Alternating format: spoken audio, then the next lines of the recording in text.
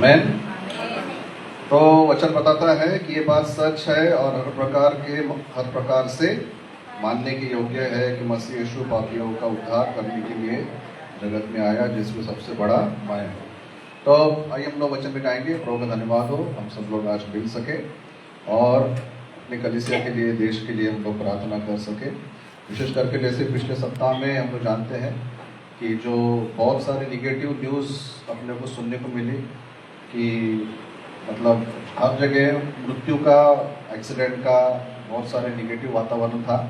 तो कलीसिया होने के नाते अपना कर्तव्य है कि हम लोग इन सारे बातों के लिए प्रार्थना में याद रखें, क्योंकि वचन बताता है अंत के दिन है और अंत के दिन में बहुत सारे नकारात्मक बातें ही होने वाली है ना। वचन में लिखा है कि अंत के दिनों में प्रेम ठंडा हो जाएगा। यीशु मसीह ने बताया कि आपस में ही लोग एक दूसरे के विरुद्ध में हो जाएंगे और लड़ाइयाँ भी हम लोग इन दिनों में बहुत ज़्यादा सुन रहे हैं। जो यीशु मसीह ने पहले ही उसके विषय में चेतावनी दिया था कि अंत के दिनों में जातियाँ पर जातियाँ, देश पर देश उठेंगे और अभी लड़ाइयों का बहुत ज़्यादा माहौल है। इसलिए कलीसिया का फर्ज है कि हम लोग बहुत ज़्यादा इन दिनों में प्रार्थना में याद रखें। हालेलुया। और इसलिए यहाँ पर यीशु मसीह के बारे में भी एक बात लिखी है जो हमने पढ़ा कि ये बात सच है और हर प्रकार से मानने के योग्य है कि मसीह यीशु क्यों आया। इसलिए आया, पहला बताया गया है कि पापियों का उद्धार करने के लिए जगत में आया, जिसमें सबसे बड़ा मैं दुनिया की ये जो जितना भी हम लोग आज जैसा बोल रहे हैं कि वातावरण जो बिगड़ा हुआ है ना, ये वातावरण क्यों बिगड़ा है? ये वातावरण इसलिए बिगड़ा है क्योंकि दुनिया में सबसे मेन जो समस्या है वो पाप की है। पाप है, इसकी वजह से गुस्सा है। पाप है, इसकी वजह से नाराजगियाँ है। पाप है, इसकी वजह से परिवारों में, देश में, देशों में, पूरी दुनिया में झगड़ा, गुस्सा ये चल रहा है। उसका मुख्य कारण क्या है?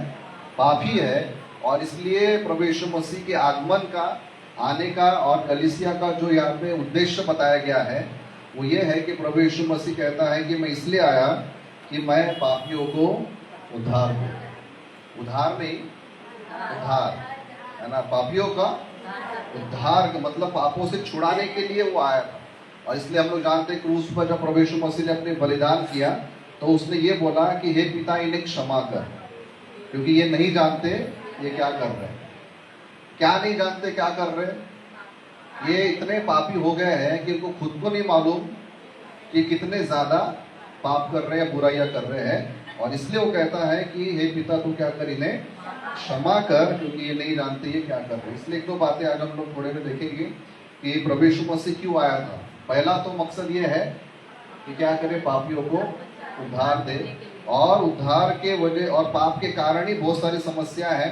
और इसलिए मत्ती रचित सुसमाचार इसका 11वां अध्याय और 28 पद अगर हम लोग पढ़ते हैं तो यहाँ पर यीशु मसीह बहुत सुंदर क्या कहेंगे ये दे रहे हैं, आमंत्रण दे रहे हैं। मत्ती रचित सुसमाचार 11 अध्याय और 28 पद में ऐसा लिखा है। ये सब वचन हम लोग जानते हैं, हम सब एक साथ बोलेंगे। ये सब परिश्रम करने वालों और बोझ से दबे हुए लोगों, मेरे पास आओ, मैं तुम्हें विश्राम दूंगा। क्या दूंगा? क्या देने आया? विश्राम, है ना। आराम की जरूरत है। ये आराम मतलब सिर्फ नींद नहीं है, परंतु ये आराम मतलब क्या? मन की शांति है ना। मन में बहुत डिस्टर्बेंस है। हम लोग देखते हैं कि बहुत सारे लोग बेचैन रहते हैं, अशांति रहती है और कई बार सब कुछ होने के बाद भी उनके जीवन में जो शांति की खोज करते हैं वो उनको नहीं मिलती। उनका मन क्या है? बेचैन है। और इसलिए वो बोलते हैं कि अगर तुम मेरे पास आते हो तो मैं तुम्हें क्या दूंगा? विश्राम दूंगा। लेकिन यहाँ पर ये जो वचन है वो क्या बोलता है कि हे सब परिश्रम करने वाले और बोझ से दबे हुए लोगों, जो बोझ से दबे हैं, परिश्रम कर रहे हैं, उनको वो क्या कर रहा है? नहीं, उनको बुला रहा है। हे सब परिश्रम करने वाले, बोझ से दबे लोगों, मेरे पास आओ। लेकिन वो जबरदस्ती बुला रहा है क्या कि मैं तुमको जबरदस्ती पकड़ के लेकर आऊँगा, या तुमको आना ही पड़ेगा, या तुमको क्या कहते हैं आना ही चाहिए, ऐसा फोर्स है क्या? वहाँ पर जबरदस्ती नहीं है। वो एक आमंत्रण दे रहे हैं और उस आमंत्रण पे चलना या नहीं चलना ये हमारे ऊपर में। है ना। यीशु मसीह ने अपने क्रूस पर बलिदान किया और कहता है कि जो कोई विश्वास करेगा, हर व्यक्ति नहीं, जो कोई जिसकी इच्छा है ना, जिसकी इच्छा है विश्वास करे तो वो उद्धार। वहां से चले जाते हैं। मतलब चॉइस जो है वो अपनी होती है, हर किसी की चॉइस नहीं होती। Praise the Lord. उसी प्रकार से प्रभु यीशु मसीह तो बुला रहा है, वो कहता है कि मैं तुम्हें तुम्हारे पापों से छुटकारा दूंगा, लेकिन यदि तुम आओगे तो ही होगा। आमीन, है ना। अगर नहीं आओगे तो नहीं होगा। यहाँ पर भी वो क्या बोल रहा है कि हे सब परिश्रम करने वाले, बोझ से दबे लोगों, मेरे पास आओ। इन्विटेशन है ना। तो जो उस आमंत्रण का स्वीकार करेगा, बाइबल क्या बताती है, परमेश्वर उनको विश्राम देंगे।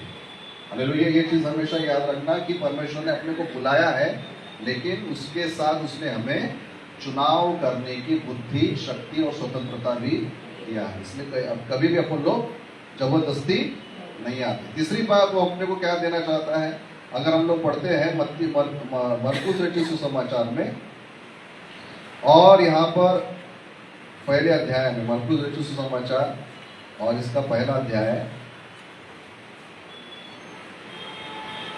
और 40 से लेकर आगे, तो एक व्यक्ति के बारे में लिखा है कि उसको कोढ़ की बीमारी है ना। मत्ती पहला अध्याय 40 से आगे हम लोग पढ़ते हैं। तो इसलिए कहा, एक कोढ़ी उसके पास आया, उससे विनती की और उसके सामने घुटने टेक कर उससे कहा, यदि तू चाहे तो मुझे शुद्ध कर सकता है। वो कौन है? कोढ़ी है, कोढ़ी है। और उस जमाने में, क्योंकि 2000 साल पहले की घटना है, उस जमाने में जो कोढ़ी था, जो कोढ़ी बीमार लोग रहते थे, उनके लिए जो व्यवस्था थी, वो व्यवस्था ये थी कि उनको घर में नहीं रहना है, उनको उनके बस्ती में भी नहीं रहना है, उनको जाना है घर से बाहर, गांव से बाहर, और बाहर में जंगल में पत्थरों में उनको वहाँ पे रहना है। ठीक है। और वहाँ पे रहकर ही उनको अपना जीवन बिताना है। और उस रास्ते से अगर कोई जाता है तो फिर जाते समय उसको ये बोलना है, अशुद्ध अशुद्ध करके चिल्लाना है, ताकि कोई भी व्यक्ति अगर वहां से जाए तो उस रास्ते से वो हटकर चला जाए। मतलब एक व्यक्ति जब कोढ़ी हो जाता था तो सिर्फ शरीर से कोढ़ी नहीं होता था, मन से भी बीमार हो जाता था, परिवार से टूट जाता था और समाज से टूट जाता था। तो उनको समाज के बाहर, उनको घर के बाहर रखा जाता था। इसलिए वो इतना दुखी था। और जब प्रभु यीशु मसीह वहां पर आए तो कहता है कि यदि तू चाहे, यदि तेरी इच्छा है, प्रभु यदि तू चाहता है तो मुझे क्या कर, शुद्ध कर। और 41 में ऐसा लिखा है कि उसने उस पर तरस खाकर हाथ बढ़ाया और उसे छू कर कहा, मैं चाहता हूं तू शुद्ध हो। मतलब क्या कि यीशु मसीह ने सिर्फ उसको दूर से ठीक नहीं किया, लेकिन क्या लिखा है, उसने उस पर तरस खाया और उस पर क्या रखा, उसने हाथ रखा और हाथ रखकर बोला कि मैं चाहता हूं तू शुद्ध हो जा। तो वहां पर यीशु मसीह ने सिर्फ शरीर में चंगाई नहीं दिया, उसने 2-3 वहां पे काम किए। पहली बात क्या हुआ, शरीर से तो उसको आराम दिया। दूसरी बात, जो वो परिवार से टूटा हुआ था, उसका हृदय टूटा हुआ था, उसका मन टूटा हुआ था, उस टूटे हुए मन को उसने ठीक किया, है ना। उसका जो दुखी मन था, उस दुखी मन को उसने छुआ। और तीसरी बात ये कि जो घर से त्यागा गया था, उस घर से त्यागने के बाद उसने उसको अपनाया। इसलिए जब भी कोई व्यक्ति प्रभु में आता है तो वो सिर्फ शरीर में ठीक नहीं होता, लेकिन उसके टूटे हुए रिश्ते भी बन जाते हैं, है ना। इसलिए यीशु मसीह ने जो सिखाया कि अपने शत्रुओं से प्रेम करो, अपने सताने वालों के लिए प्रार्थना करो। कभी भी प्रभु ने ये नहीं बोला कि तुम परिवार से अलग हो जाओ, देश से अलग हो जाओ, समाज से अलग हो जाओ, या फिर मेरे पास अगर आते हो तो मैं सबसे तुमको तोड़ दूंगा। वो नहीं बोला। उसने क्या बोला, उल्टा मैं तुमको तुम्हारे मन में भी चंगा करूंगा, तुम्हारे शरीर में भी अच्छा करूंगा, और तुम्हारे परिवार के साथ भी मैं तुमको जोड़ूंगा, है ना। एक व्यक्ति था जिसको ऐसे प्रभु यीशु मसीह ने आराम दिया, तो उसने क्या बोला कि प्रभु जी मैं तेरे पीछे पीछे आना चाहता हूँ। यीशु मसीह ने उसको क्या बोला, वापस अपने घर जा, घर जाकर तू लोगों को बता कि मैं कैसे इस बीमारी में से बाहर आया। मतलब प्रभु क्या करता है, अपने को परिवार से तोड़ता नहीं, समाज से तोड़ता नहीं, देश से तोड़ता नहीं, लेकिन उल्टा हमको वापस अपने परिवार से जोड़ता है। और वहां पर जो टूटे हुए बिगड़े हुए रिश्ते हैं उसको प्रभु यीशु मसीह दोबारा स्थापित करता है। आमीन। और इसीलिए प्रभु कभी भी अपने को अलग नहीं करता। यहाँ पर ये व्यक्ति शरीर से टूटा हुआ है, मन से टूटा हुआ है, परिवार से टूटा हुआ है, लोगों से टूटा हुआ है, लेकिन वहां पर वो जाकर क्या करता है, अपने सामर्थ्य के द्वारा सबके साथ में प्रभु यीशु मसीह उनको जोड़ देता है। आमीन, है ना। पहली बात ये है, यीशु मसीह वचन बताता है पापों से छुटकारा देने आया है। दूसरी बात वो बताया कि जो मन में बेचैन है, अशांत है, शांति देने के लिए आया। और यहाँ पर हम लोग क्या देखते हैं कि अगर एक व्यक्ति शरीर से टूटा हुआ है, मन से टूटा हुआ है, परिवार से टूटा हुआ है, उनके साथ में प्रभु यीशु मसीह उनको जोड़ता है। आमीन, है ना। एक और वचन हम लोग पढ़ेंगे, रोमियो की पत्री और इसका 5वां अध्याय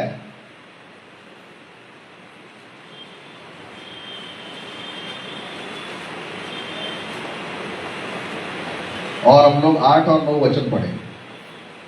परंतु परमेश्वर हम पर अपने प्रेम की भलाई इस रीति से प्रकट करता है कि जब हम पापी ही थे तभी मसीह हमारे लिए मरा। 9 भी पढ़ेंगे। अतः जबकि हम अब उसके लहू के कारण धर्मी ठहरे तो उसके द्वारा परमेश्वर के क्रोध से क्यों न बचे।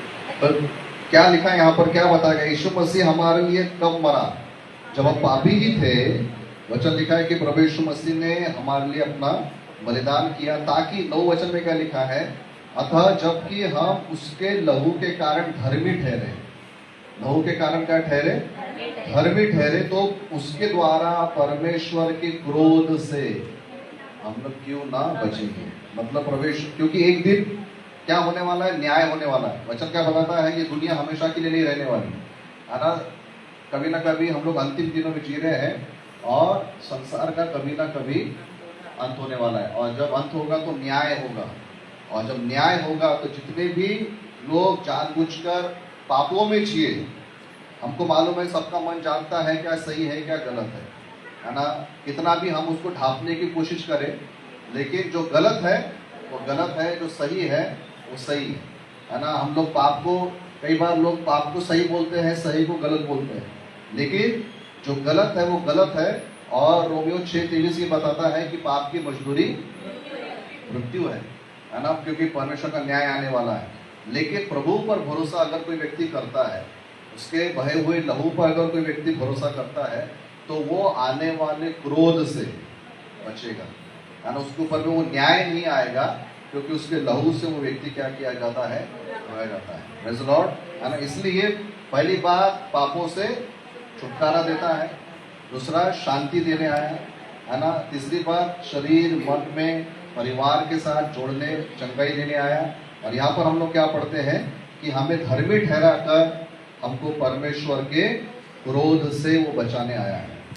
हालेलुया, है ना। तो जब भी कोई व्यक्ति प्रभु के चरणों में आकर बैठता है, उसका सबसे बड़ा जो कार्य उसके जीवन में होता है ना, वो उसकी आत्मा में होता है, उसके मन में होता है ना।